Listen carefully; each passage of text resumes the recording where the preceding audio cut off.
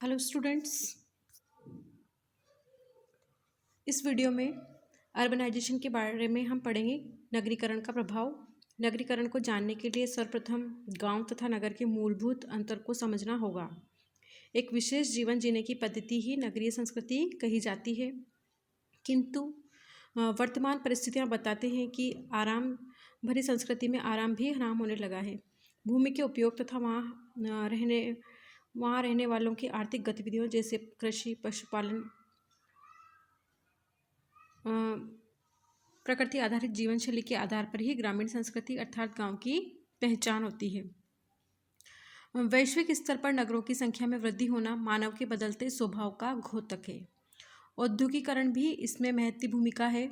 नगरों के विशिष्ट वातावरण, शहरी चमक दमक तथा काम की तलाश में लोग आकर्षित होकर पास ही नहीं अपितु दूर दूर के गांवों से भी आकर नगरों में बसते जा रहे हैं।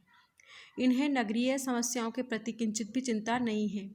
औद्योगिकीकरण के अतिरिक्त जनसंख्या में बढ़ोतरी तथा इससे उत्पन्न विभिन्न समस्याएं भी नगरीकरण को बढ़ावा देती हैं। नगरीकरण के लाभ हम देखते हैं। पर्यावरण को नगरीकरण से सामान्य हानि नहीं होती और नौकरी के अवसरों की अधिक उपलब्धता शहरों में होती है। जीवन जीने की रीति मिलने के साथ ही आकर्षक एवं नए आवास स्थान उपलब्ध होते हैं। पर्यावरण संरक्षण को बल मिलता है। The factors which influences the health status lie both within the individual itself and externally.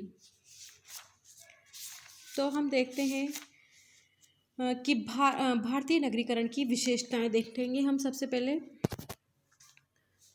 यहाँ पर मिश्रित कार्य क्षेत्र, पृथक वस्तुओं के विशिष्ट बाजार, अधिकांशतः नगर प्रशासनिक प्रकार के हैं। ग्रामीण वातावरण युक्त जातिगत बसावट, भारतीय समाज में कई प्रकार के जाति समूह या वर्ग समूह मिलते हैं, अतः भारतीय नगरों में बसावट भी विशिष्टता लिए होती है। समान वर्ग या समूह अथवा जाति के लोग एक साथ रहना पसंद करते हैं।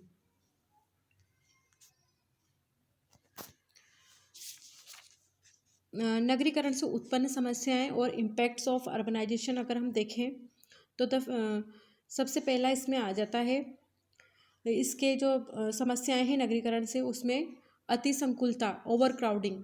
नगरों में अति संकुलता तो सामान्य सी मानी जाती है। यह रिहायशी स्थानों के अतिरिक्त अन्य स्थानों पर भी देखी जाती है।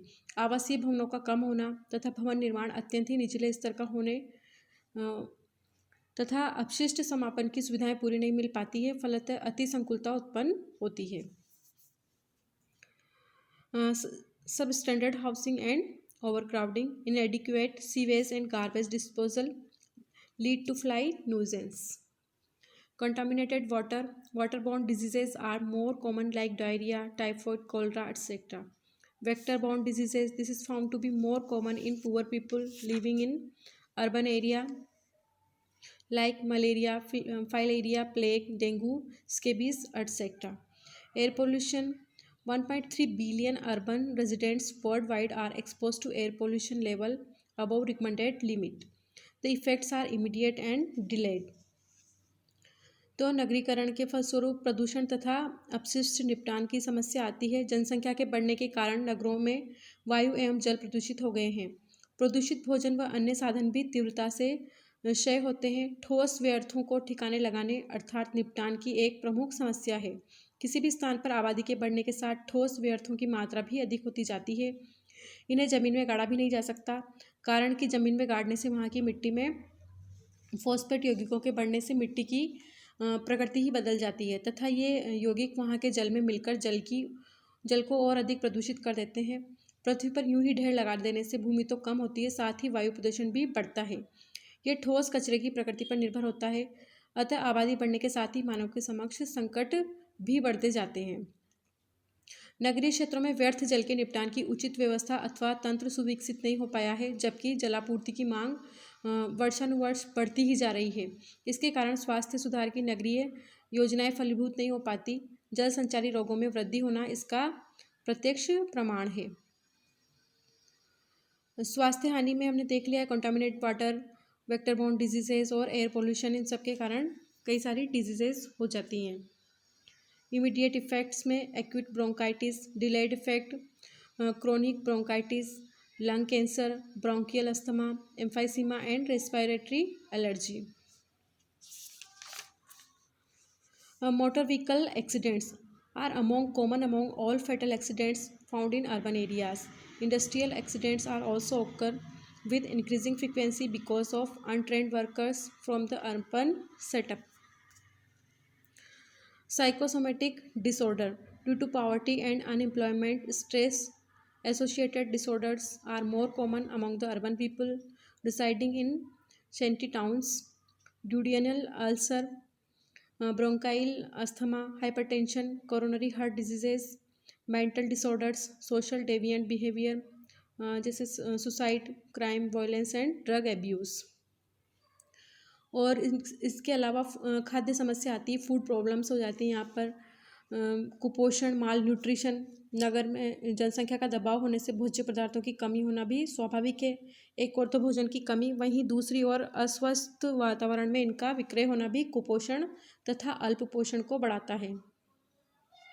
सामाजिक व पारिवारिक मूल्यों में गिरावट, नगरीय व्यवस्था में भीड़ तंत्र व अतिसंकुलता की परिस्थितियों से स्थापित सामाजिक एवं पारिवारिक मूल्यों में गिरावट आना सामान्य बात है। भारत में स्थापित संयुक्त परिवार प्रणाली का एकल परिवार प्रणाली में बदलते जाने की प्रक्रिया भी सामाजिक और पारिवारिक मूल्यों में गिरावट का ही परिणाम है। बाल उपचार, नगरीकरण की बढ़ने से नगरीय जनसंख्या में तीव्र वृद्धि हो रही है, जो जन सेवाओं पर अधिक भार बढ़ाती है। फलतः अतिसंकुलता पनपती है। अतिसंकुलता से बाल उपचार की प्रक्रिया में वृद्धि होती है। नगरीय उपांत की समस्याएं, प्रॉब्लम्स ऑफ अर्बन फ्रिंज, बड़े नगरों की सीमाओं के बाहर स्थित संक्रमण क्षेत्र की समस्याएं भी अपने ढंग की हैं। इन संक्रमण क्षेत्र में अवस्थित ग्रामीण बस्तियों को नगरोन्मुखी गांव कहा जाता है। Global urbanization and impact on health. Rapid urban and industrial growth is an important parallel socio-demographic phenomenon. Nearly half of the world's population lives in urban settlements. For better employment, education, healthcare, the more and more people are attracting toward urban. However, rapid and unplanned urban growth is often associated with poverty, environmental degradation, and population demands that outstrips service capacity. There are certain schemes introduced for urban development: National Urban Health Mission, Atal Mission for Rejuvenation and Urban Transformation, Jawaharlal Nehru National Urban Renewal Mission, Northeastern Region Urban Development Program, Smart Cities Mission. Thank you.